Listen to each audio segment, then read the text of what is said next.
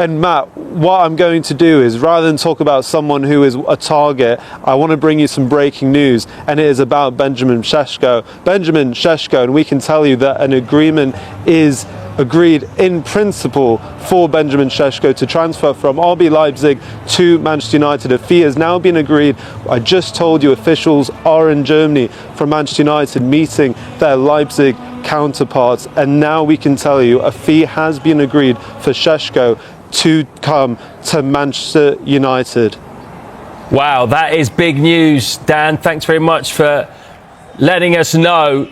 I'm just going to follow that up, mate, with this is big, isn't it? Because they've already got Cunha, they've already got Mbeumo, but this is the one that's going to really excite the Manchester United fans.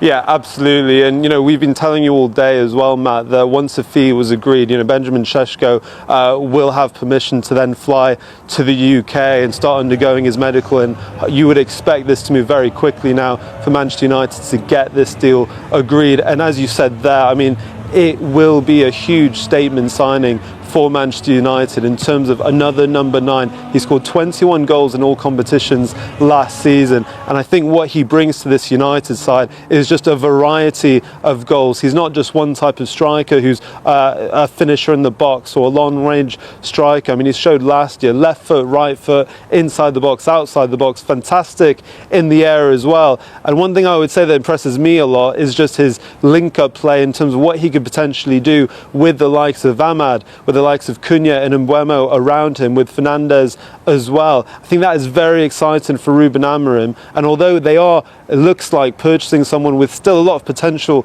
to go, this new look Manchester United attack, which is completely different to last season, all of a sudden looks much more potent, and now they have some depth there as well, still with the likes of Rasmus Højlund and Joshua Zirkzee and Mason Mount there as well. You're right, it does look a lot more potent, doesn't it, than last year? Would you say that now, on paper, with those 3 players in the front line, that Manchester United have one of the most potent-looking strike forces in the Premier League?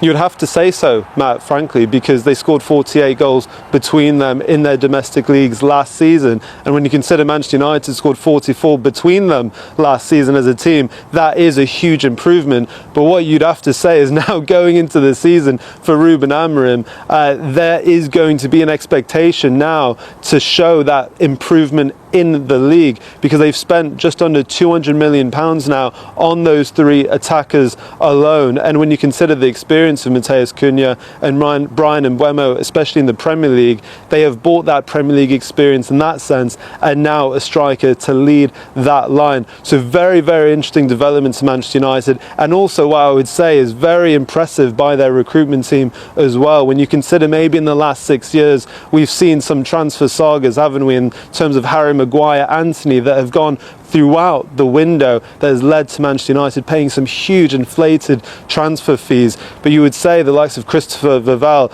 Director of Recruitment, he's had this relationship with Seshko, scouting him at 16 years old at RB Salzburg, then taking him to RB Leipzig, and now it seems he's taking him to Manchester United. So United have known of Seshko for a long time, since he was 16 years old in Salzburg, and it seems now at 22 years old, Seshko is now coming to Manchester United. And I have to reiterate as well, despite Newcastle doing all of their effort to get Seshko over the line, Seshko's preference has always been Old Trafford and Manchester United. And again, I think that will be something Manchester United and Ruben Amorim will be very pleased about.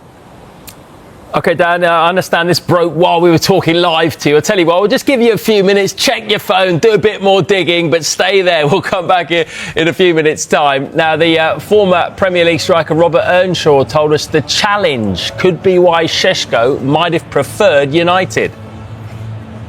Newcastle is a big club, of course, but let's face it, it's not a Manchester United club size, especially in the global sense. Players will look at that. Players will look to go and sign for a team that is known globally and has that history, that has that tradition of winning big trophies. So it would have been trickier this year because, yes, Manchester United finished 15th.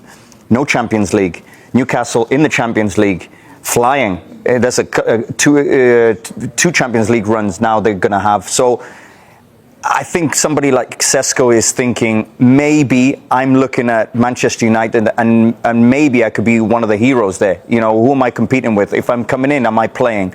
Maybe it's the case that he's playing. I think it's also the opportunity to be a new hero for this new project, this new Manchester United, because going from zero to all of a sudden, maybe in 1 year's time, they're looking at Champions League, that's also inviting.